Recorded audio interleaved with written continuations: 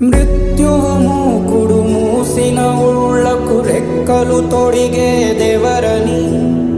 ఇంకని చెంపల పారే శోకం తూకం వేసే దేవరని, కత్తుల అంచున ఎండిన నెత్తురు కడిగే అత్తరు ఎక్కడని, ఊపిరాడని గుండెకు గాలిని కబళం ఇచ్చేదెవ్వరని, చుక్కేలేని నింగి ప్రశ్నించిందా వంగి,